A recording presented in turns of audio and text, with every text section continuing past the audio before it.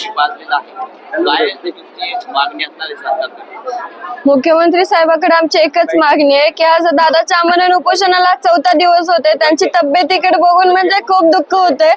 त्यांची जी तब्येत झाली आहे, फक्त आता मुख्यमंत्र्याकडे एकच मागणी आहे की दादाचं जे आमरण उपोषण आहे त्याच्यासाठी ज्यांनी ज्या आरक्षणासाठी मागण्या केल्या त्या लवकरात लवकर त्यांनी त्याच्या प्रश्नाचे उत्तर द्यावे आणि त्यानंतरच दादा आरक्षण उपोषण मागे घेतील.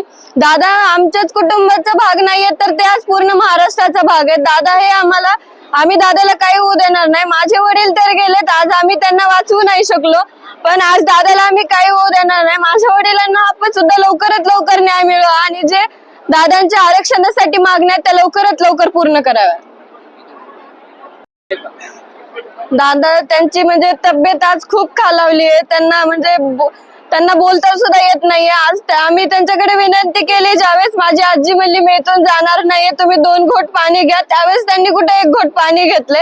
पण ते आता सुद्धा सलाईन साठी नाही म्हणतात. पण काय करायचं, जर आरक्षण भेटलं, जर आज ते लाख मेले तरी चालतील पण लाखाचा पोशिंदा जगला पाहिजे. आज आम्ही दादाला काही होऊ नाही देणार. फक्त मुख्यमंत्र्याकडे एकच मागणी आहे की दादाच्या ज्या मागण्या आहेत त्या तुम्ही लवकरात लवकर पूर्ण करा. आम्हाला लवकरात लवकर आरक्षण मिळवून द्या, कारण की दादाची तब्येत खूप बिघडत जाते.